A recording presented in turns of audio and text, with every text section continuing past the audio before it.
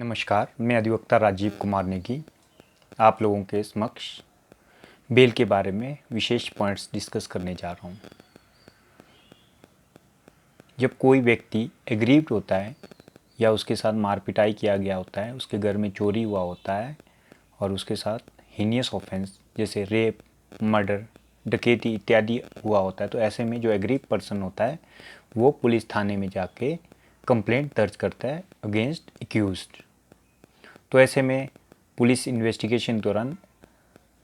जो complaint police को लगती है कि ये कॉग्निजेबल व नॉन बेलेबल ऑफेंस है, तो पुलिस उसमें एफआईआर लॉन्च करती है और एफआईआर दर्ज करते ही एक्यूज्ड को अरेस्ट करने के लिए कोशिश करती है। तो ऐसे में व्यक्ति एक्यूज्ड पकड़ा जाता है तो वो पुलिस उसे अरेस्ट करती है और एक्यूज्ड के पास ऐसे में अधिकार होता है वो माननीय अदालत में जाके बेल पिटीशन फाइल करे।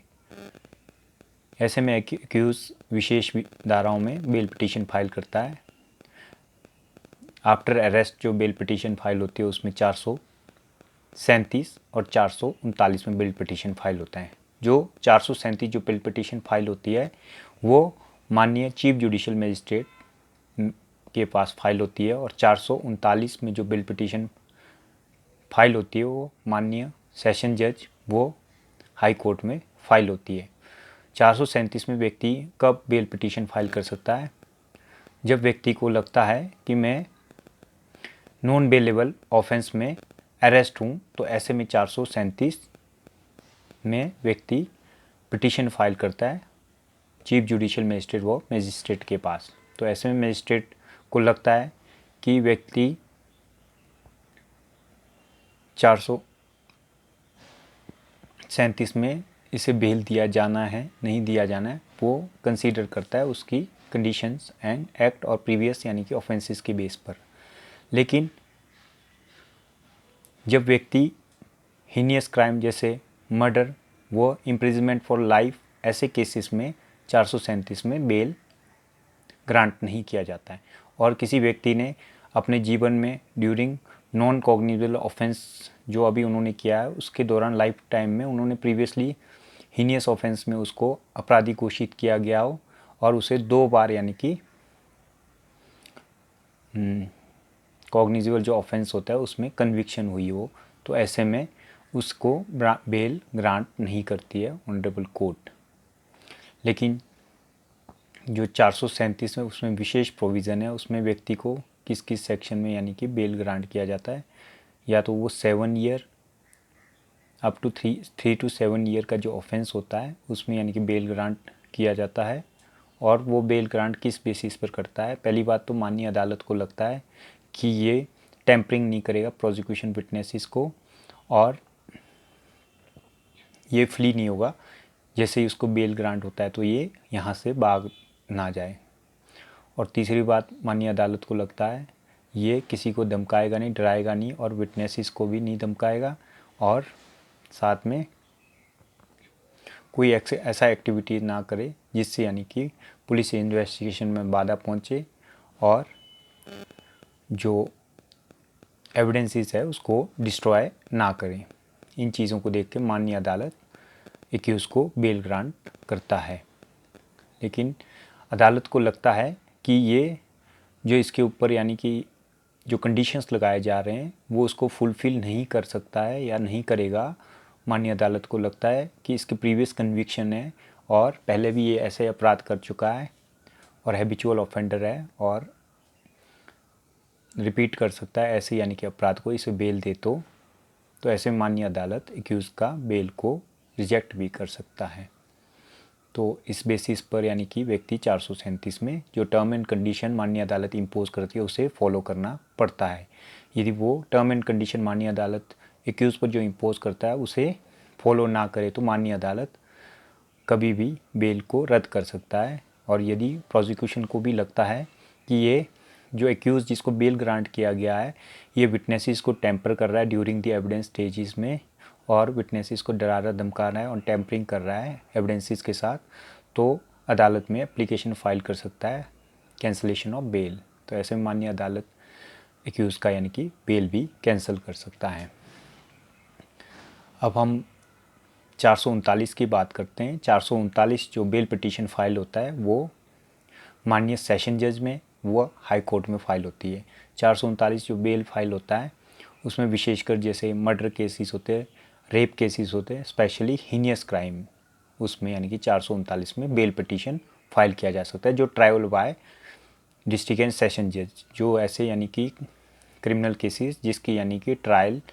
माननीय सेशन जज के पास ट्राइबल होता है, ऐसे यानी कि सेक्शंस में 439 में बेल पिटीशन फाइल किया जाता है।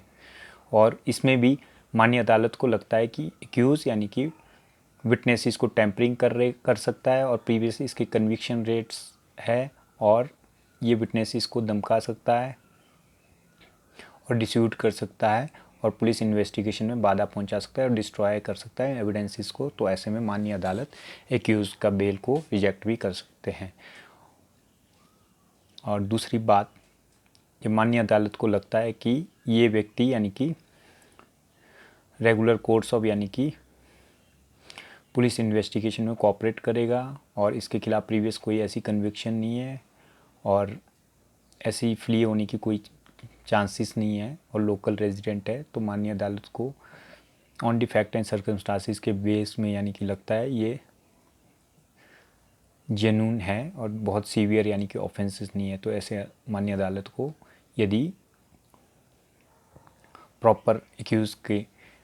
कंडक्ट लगता है और ये इस टाइप का डिस्प्यूट नहीं कर सकता है, इस टाइप की एक्टिविटीज़ नहीं कर सकता है और जो ऑफेंस बहुत ही ज़्यादा यानी कि सीवियर नहीं है, तो ऐसे में माननीय अदालत एक्यूज़ को बेल पिटीशन उसकी एक्सेप्ट कर सकता है। लेकिन इम्पोज करते माननीय अदालत कि इसको प्रॉपर यानी कि कोर्ट में पेश हो और कोई एविडेंसेस को डिस्ट्रॉय ना करे, विटनेसेस को धमकाए नहीं और पुलिस इन्वेस्टिगेशन को रेगुलर ज्वाइन करे। यदि सेम 437 की तरह यहाँ भी यानी कि व्यक्ति इन्वेस्टिगेशन ज्वाइन नहीं करता है और टर्म एंड कंडीशन जो इम्पोज माननीय अदालत करते हैं उसको फॉलो नहीं करता है, तो इसकी बेल पिटीशन रिजेक्ट की जा सकती है। और पुलिस को भी लगता है कि ये टर्म एंड कंडीशन को फॉलो नहीं कर रहा है, प्रोसिक्यूशन की कोर्ट में माननीय अदालत में बेल रिजेक्शन के लिए एप्लीकेशन फाइल कर सकती है। उस बेसिस पर माननीय अदालत बेल पिटीशन रिजेक्ट कर सकता है। अब हम डिस्कस करते हैं एंटिसिपेटरी बेल के बारे में। जो एंटिसिपेटरी बेल है विशेषकर प्री अरेस्ट बेल जिसे कहा जाता है, जो अरेस्ट से पहले यानी कि बेल यानी कि पिटीशन एक्यूज फाइल करता है। एंटिसिपेटरी बेल विशेषकर उन्हीं धाराओं में फाइल किया जाता है जो कॉग्निजिबल होता है, specially non bailable offences. Bailable offences में एंटिसिपेटरी बेल फाइल नहीं होती है और जो एंटिसिपेटरी बेल फाइल होती है माननीय डिस्ट्रिक्ट एंड सेशन जज के पास फाइल होती है वो और माननीय उच्च न्यायालय हाई कोर्ट में फाइल की जाती है। लोअर कोर्ट में बेल पिटीशन 438 में पावर नहीं होती है, ओनली यानी कि डिस्ट्रिक्ट एंड सेशन जज वो हाई कोर्ट के पास 438 की बेल पिटीशन फाइल की जाती है। एक बात मैं पहले आपको बोलना भूल गया, जो 437 की बेल पिटीशन फाइल होती है वो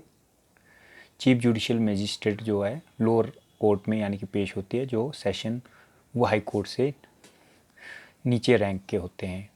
और जो 439 और 438 जो फाइल होती है डिस्ट्रिक्ट एंड सेशन कोर्ट वो हाई कोर्ट में फाइल की जा सकती है। उसमें भी टर्म एंड कंडीशन इम्पोज की जाती है व्यक्ति को कि वो टर्म एंड कंडीशन को इम्पोज करे। लेकिन एक विशेष बात आप लोगों के साथ मैं कहना चाहता हूँ, जब भी व्यक्ति को यानी कि इंटरिम बेल दिया जाना होता है, इंटरिम बेल 438 में दिया जाता है, तो ऐसे में यानी कि इंटरिम बेल के बाद यदि एक्यूज़ को इंटरिम बेल मिलता है तो नोटिस देना 7 डेज़ का नोटिस देना पड़ता है माननीय अदालत को, प्रोसिक्यूशन को, ताकि प्रोसिक्यूशन बेल को पोज करने को समय मिल जाए। तो ऐसे में यानी कि ऑनरेबल कोर्ट को लगता है कि एंटिसिपेटरी बेल इंटरिम एक्यूज़ को दिया गया है, तो on the basis of interim, और प्रोसिक्यूशन को लगता है कि एक्यूज़ को यानी कि जो फाइनल यानी कि 438 का बेल पिटीशन की हियरिंग है, तो ऐसे में यानी कि प्रोसिक्यूशन एप्लीकेशन मूव कर सकती है कि एक्यूज़ को ड्यूरिंग दी फाइनल ऑर्डर के दौरान और बहस के दौरान एक्यूज़ को पेश किया जाए। तो ऐसे में यानी कि जो माननीय अदालत यानी कि उस पिटीशंस को यानी कि सुनते हुए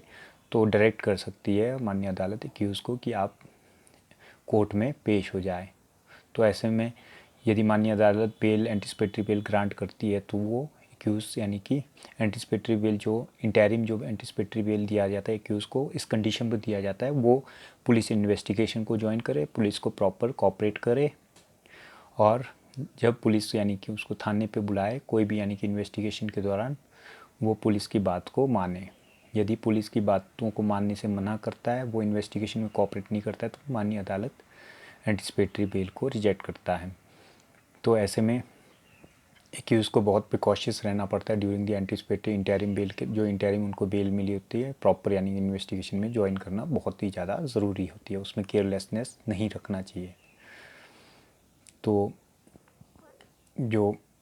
फॉर एग्ज़ाम्पल यदि एंटिसिपेटरी बेल के दौरान एक्यूज जब नोटिस के बेसिस पर जो स्टेट ने जो नोटिस दिया था यानी एप्लीकेशन मूव किया था कि एंटिसिपेटरी बेल में एक्यूज़ को पेश किया जाए, तो माननीय अदालत एक्यूज़ को डायरेक्शन देते हैं और एक्यूज़ जब पेश हो जाता है